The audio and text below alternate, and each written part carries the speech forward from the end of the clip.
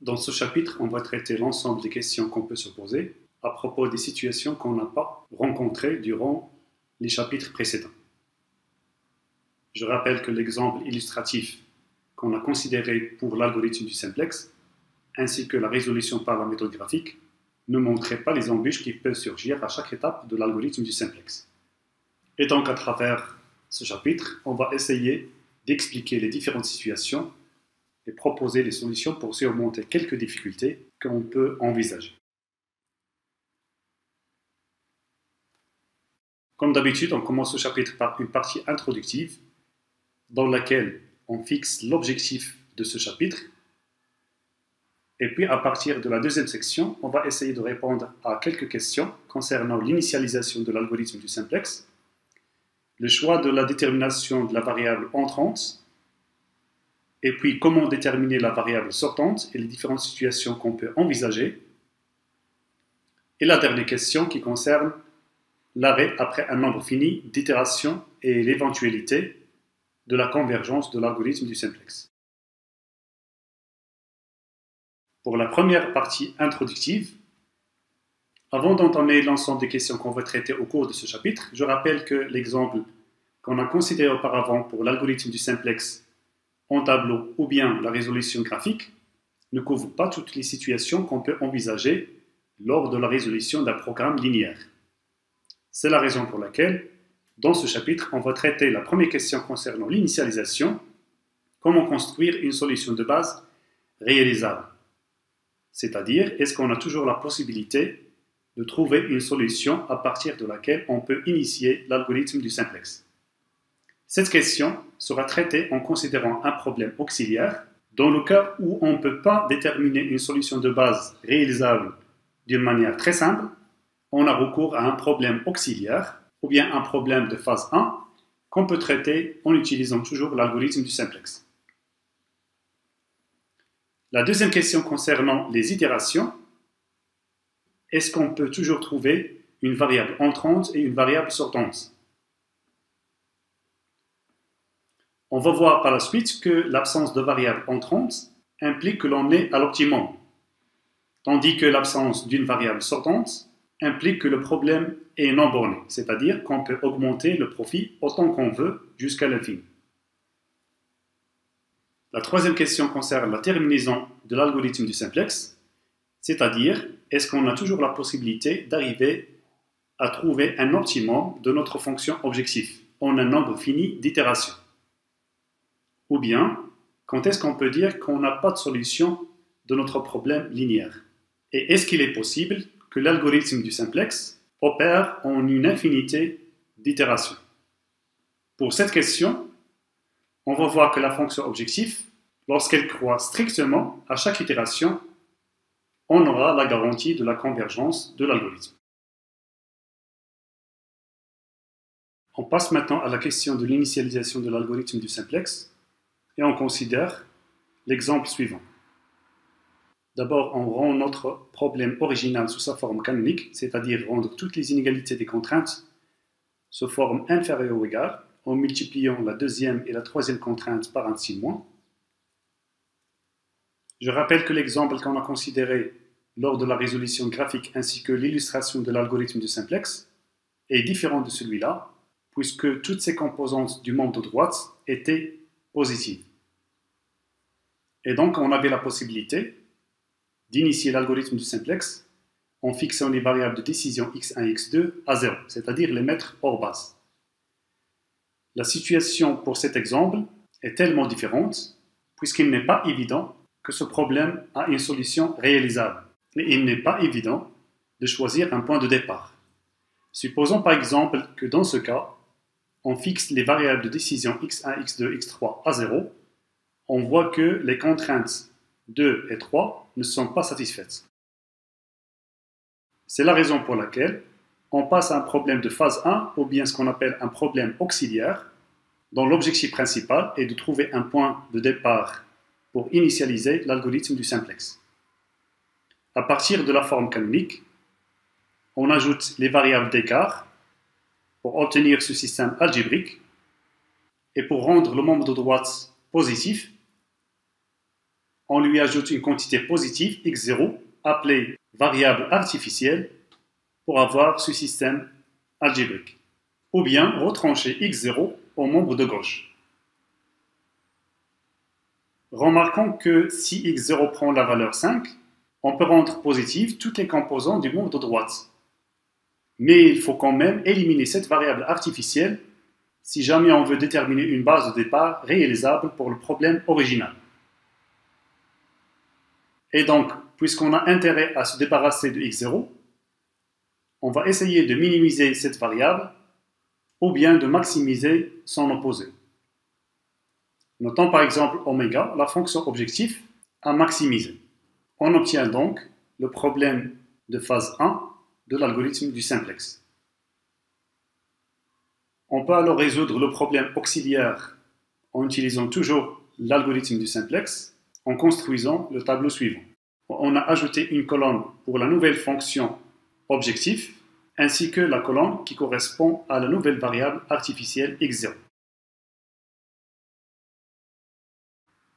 À partir de ce tableau de départ, on effectue une itération spéciale non standard qui consiste à faire rentrer la variable artificielle x0 dans la base et faire sortir la variable de base la plus négative. Dans notre cas, il s'agit de la variable x5. Je rappelle qu'une variable de base est associée toujours à un coefficient 1 dans la ligne pivot et un coefficient 0 dans les autres lignes. Et donc, on peut déterminer la colonne pivot qui contient la variable entrante et la ligne pivot qui contient la variable sortante. Cette opération de pivotage standard correspond à donner à la variable artificielle une valeur suffisante pour qu'elle rende toutes les composantes du membre de droite positives.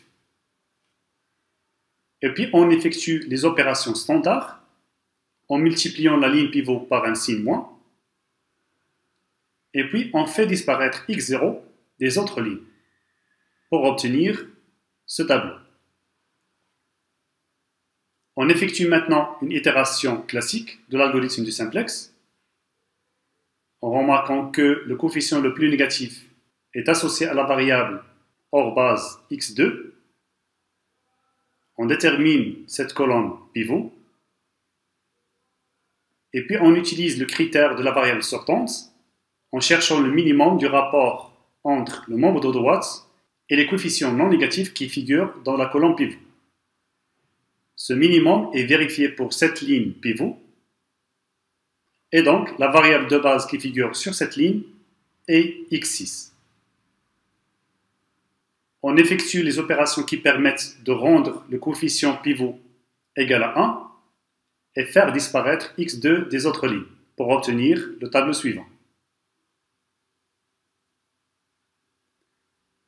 On remarque qu'il y a toujours des coefficients négatifs dans la ligne objectif, et le coefficient le plus négatif est associé à la variable hors base x3. Donc, c'est la variable entrante. Pour le critère de la variable sortante, il suffit de chercher le minimum entre le membre de droite et les coefficients non négatifs qui figurent dans la colonne pivot. Ce minimum est atteint au niveau de la deuxième contrainte, où on peut remarquer que la variable de base n'est autre que notre variable artificielle, x0. Par la suite, on va rendre l'élément pivot égal à 1 et puis faire disparaître x3 des autres lignes pour avoir ce tableau. Maintenant, on peut remarquer que la ligne objectif ne contient aucun coefficient négatif, c'est-à-dire il n'y aura pas d'autre itération à suivre, et donc c'est le tableau final de la phase 1. De plus, la valeur qui correspond à la fonction objectif est nulle, et donc on a réussi à annuler la variable artificielle. Et par conséquent, on vient d'obtenir une solution de base réalisable pour le problème original.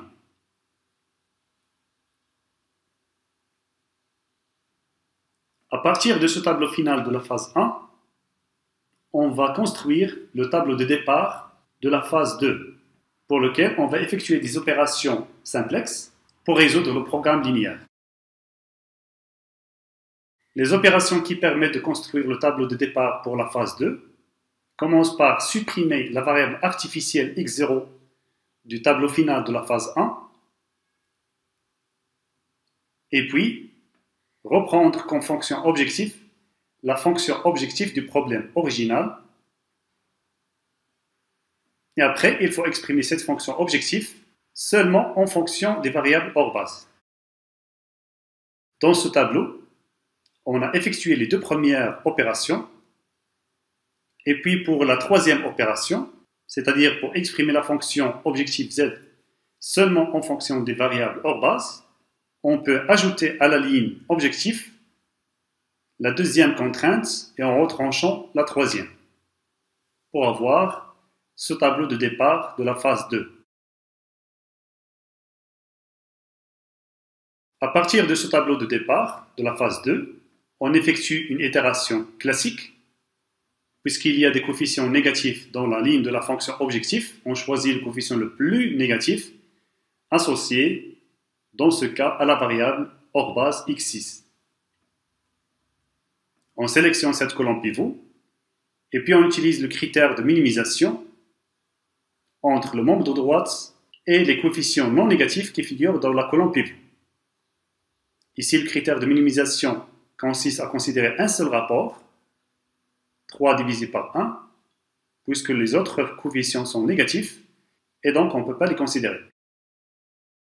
La variable de base qui figure sur cette ligne, pivot, n'est autre que x4. Et donc on va faire rentrer la variable hors base x6 dans la base, et faire sortir la variable de base x4 hors base.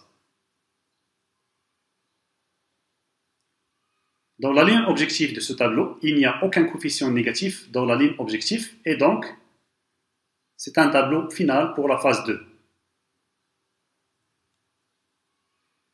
Et par conséquent, on peut lire la solution de notre problème original ainsi que la valeur de la fonction objectif.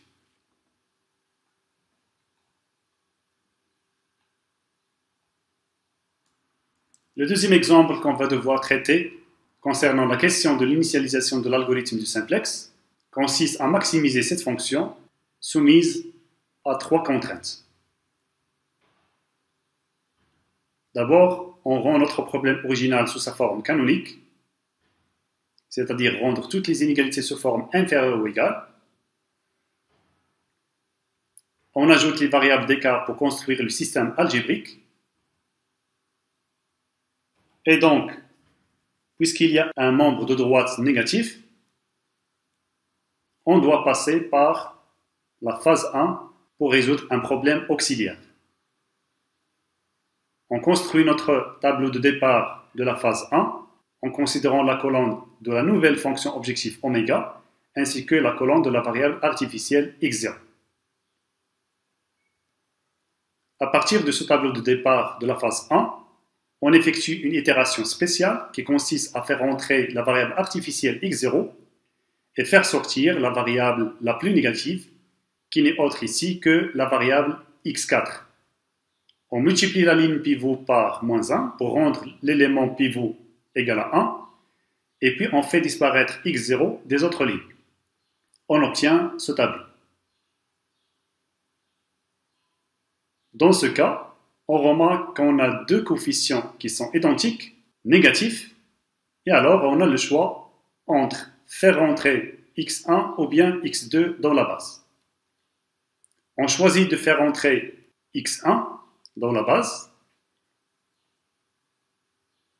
et puis en utilisant le critère de minimisation, on peut déterminer la variable de base qui va quitter la base. Ici, c'est la variable x3 qui est concernée. On multiplie cette ligne pivot par 1/2 et en faisant disparaître x1 des autres lignes, on obtient ce tableau. On effectue encore une troisième itération au niveau de la variable x2 qui va rentrer à la base puisqu'elle est associée à un coefficient négatif. Et puis en utilisant le critère de la variable sortante, qui consiste à calculer le minimum entre le membre de droite et les coefficients non négatifs qui figurent dans la colonne pivot, on trouve que le minimum est atteint au niveau de la troisième contrainte, et donc la variable de base qui va quitter la base est x5. On multiplie cette ligne pivot par 1,5 et on fait disparaître x2 des autres lignes pour avoir ce tableau. On remarque qu'il y a encore un coefficient négatif dans la ligne objectif, ce qui permet de passer à une quatrième itération. On fait rentrer x3 et suivant le critère de la variable sortante, la variable de base qui va quitter la base n'est autre que x1 qui figure sur la ligne pivot. On multiplie cette ligne pivot par 2 pour rendre l'élément pivot égal à 1 et puis on fait disparaître x3 des autres lignes pour avoir ce tableau. Dans ce cas, la ligne objectif ne contient aucun coefficient négatif et donc ce tableau est le tableau final de la phase 2. La question qui se pose ici, est-ce qu'on vient d'annuler la fonction oméga? La réponse est non. x0 il est toujours dans la base et il vaut 1,5 et donc le problème original dans ce cas n'est pas réalisable. Pour voir pourquoi ce problème n'est pas réalisable, on peut remarquer graphiquement que les contraintes du problème ne sont pas compatibles. C'est-à-dire, il n'y a aucune région réalisable qui représente l'intersection de toutes les contraintes. Donc, on ne peut pas résoudre ce problème. Et il n'y a aucune solution qui vérifie le maximum en respectant en même temps toutes les contraintes. On passe maintenant à la question de la détermination de la variable entrante lors des itérations de l'algorithme du simplex. La réponse est simple. On peut toujours choisir la variable entrante, toute variable hors base, associée à un coefficient négatif, dans la ligne objectif du tableau simplex. Sinon, si aucune variable n'est associée à un coefficient négatif, alors le tableau courant décrit une solution optimale. Et par conséquent, on ne peut pas encore augmenter la valeur de la fonction objectif. On va discuter maintenant le choix de la variable sortante.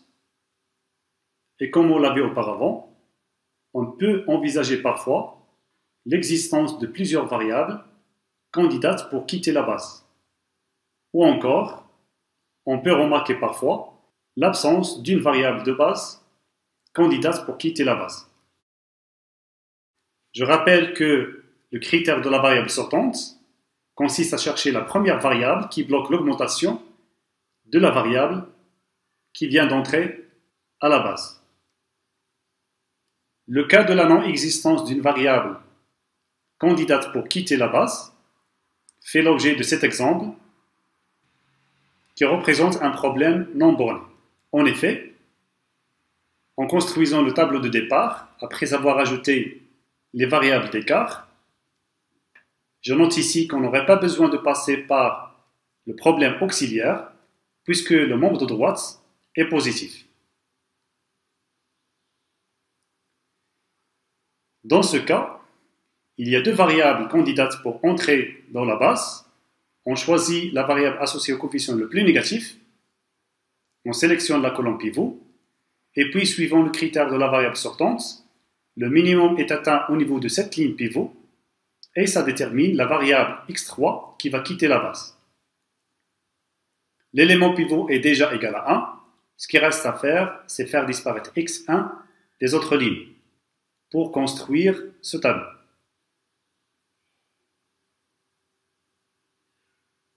Maintenant, on peut remarquer que la seule variable candidate pour entrer dans la base est x2, puisqu'elle est associée au coefficient le plus négatif. On sélectionne cette colonne pivot, et en utilisant le critère de la variable sortante, on remarque qu'on ne peut pas utiliser la minimisation, puisque les coefficients de la colonne pivot sont négatifs.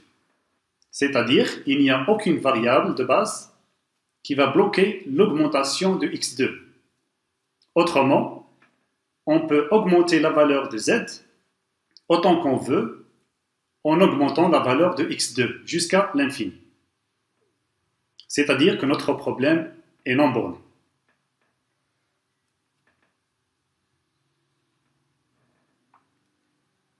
Graphiquement, si on trace toutes les contraintes associées à notre problème original, on voit que la région réalisable n'est pas bornée, et donc, en suivant le chemin décrit par l'algorithme du simplex, on peut augmenter la fonction z autant qu'on veut jusqu'à l'infini.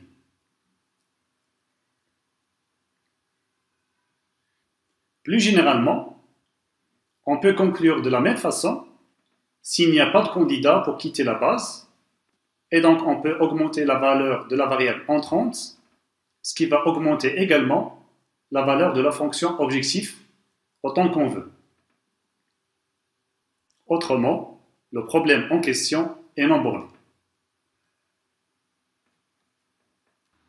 Le cas où il y a plusieurs variables candidates pour quitter la base, alors n'importe laquelle peut servir.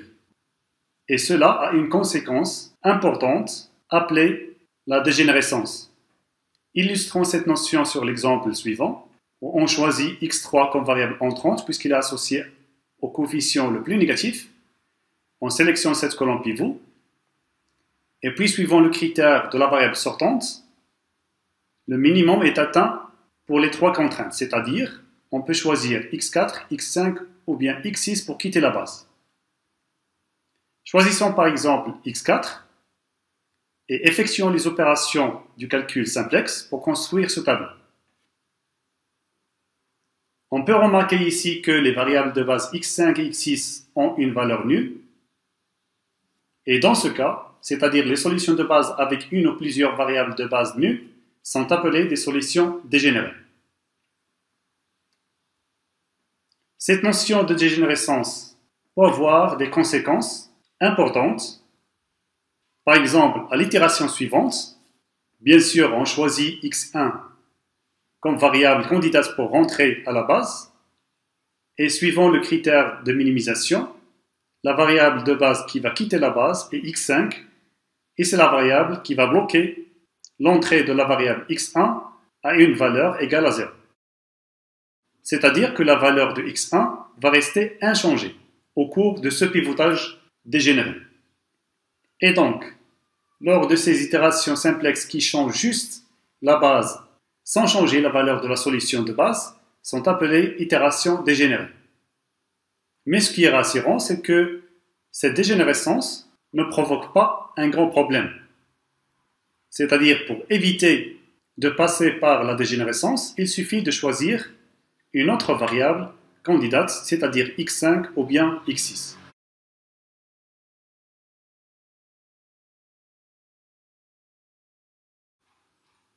Maintenant, on va traiter la dernière question de ce chapitre concernant l'arrêt après un nombre fini d'itérations. Alors, si à chaque itération, la fonction objectif augmente d'une manière stricte, alors sûrement qu'on doit atteindre une solution optimale, ou bien on peut envisager que le problème est non borné après un nombre fini d'itérations. Graphiquement, on a vu que la solution de base correspond à un sommet de la région réalisable et la fonction objectif qui augmente strictement à chaque itération nous permet d'éviter de repasser par une solution de base déjà rencontrée.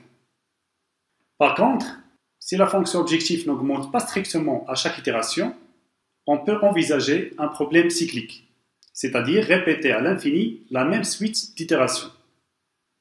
Avant d'illustrer cette situation d'un problème cyclique, je précise qu'on peut adopter une règle standard lorsqu'il y a plusieurs candidates pour les critères d'entrée et de sortie.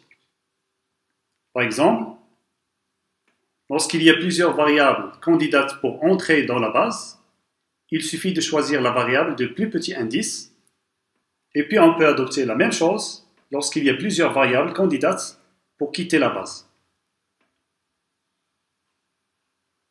Pour illustrer le cas d'un problème cyclique, on considère ce tableau de départ Et puis on va effectuer des itérations simplex à chaque fois qu'il y a un coefficient négatif dans la ligne objectif. Dans cette situation, si on effectue les différentes étapes de l'algorithme du simplex, on voit que la résolution de ce problème nécessite 6 itérations pour construire ce tableau qui n'est autre que le tableau de départ. C'est ce qu'on appelle un algorithme cyclique.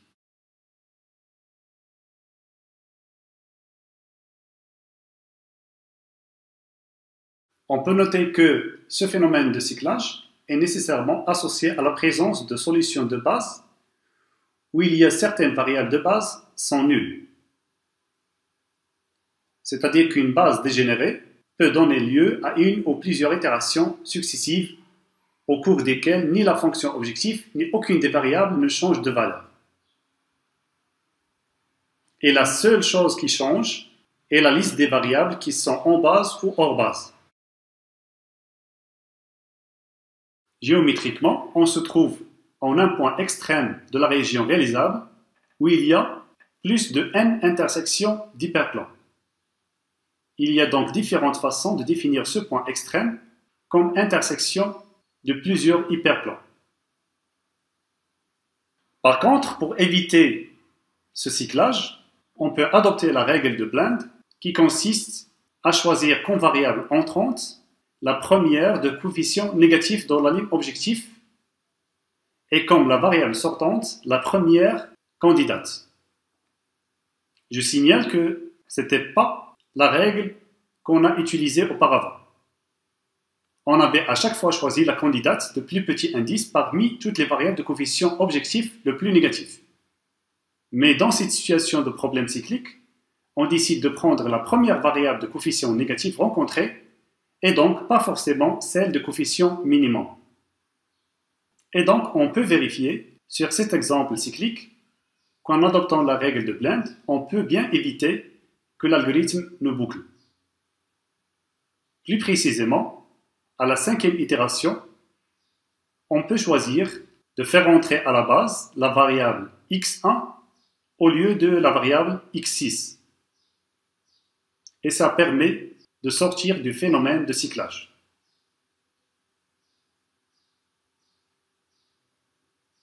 Je signale qu'il y a d'autres méthodes qui permettent d'éviter le problème du cyclage, à savoir la méthode de perturbation et la méthode lexicographique. Je note finalement que le cyclage est un phénomène assez rare dans la pratique, de sorte que beaucoup de logiciels qui mettent en œuvre la méthode du simplex ignorent totalement ce problème.